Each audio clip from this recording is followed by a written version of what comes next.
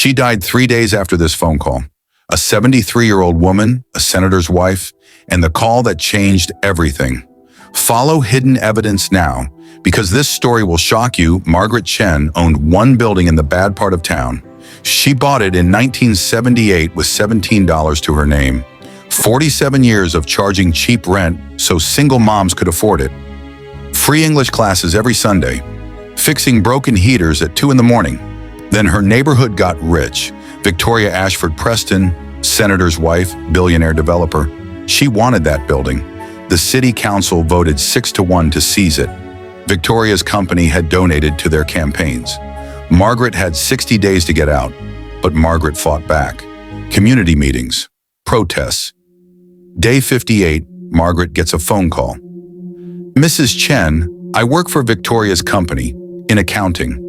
I can't do this anymore. The Hudson Riverside project, it's not what they're saying it is.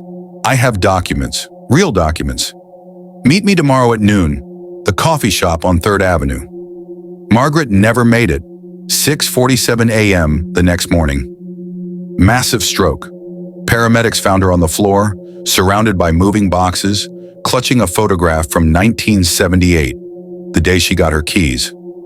Dead by 11:23 a.m. Alone.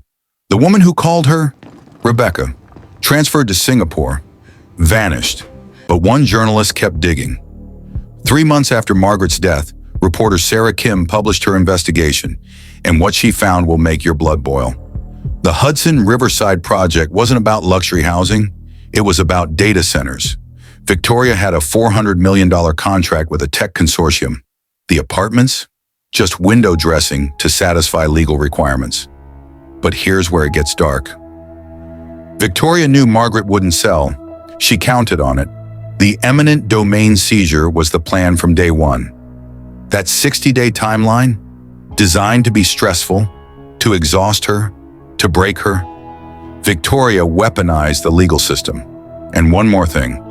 Margaret's building sat on land her father purchased in 1952, right after Asian families were finally allowed to own property in America. 73 years of family legacy, erased. So what happened to Victoria Ashford-Preston? Nothing. Senator Preston released a statement. We're deeply saddened by Mrs. Chen's passing. All legal procedures were followed. Victoria's lawyers pointed out that eminent domain is constitutional, that fair market value was paid. The news cycle covered it for 2 weeks, then moved on. Margaret's building? Demolished. In its place, luxury apartments starting at $3,200 a month. Ground floor? A coffee shop where lattes cost $9. There's a memorial plaque near the entrance. It reads, "In memory of the Riverside community." Margaret Chen's name isn't on it. Here's the truth nobody wants to say out loud. Margaret Chen did everything right.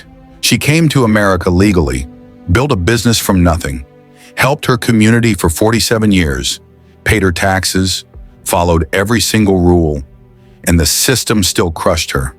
Because when you're rich enough, powerful enough, connected enough, you can take someone's entire life and call it progress. This isn't one tragic story. This happens every single day in America. Different names, different cities, same ending. Margaret Chen spent 47 years proving that community matters more than profit. Victoria Preston spent 60 days proving that money can erase anyone. But here's what haunts me about this case.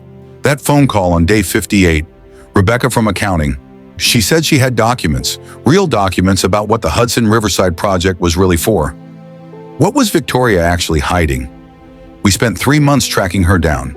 We found Rebecca, and what she told us will blow your mind. Part 2 drops in 48 hours. If this story hit you, follow hidden evidence for part 2. You need to hear what Rebecca said. Share this video. Margaret Chen deserves to be remembered. Comment below. Is this happening in your city? Tell me your story, because justice and legality are not the same thing. Margaret's building is gone. Victoria Preston is still developing, but the truth is coming.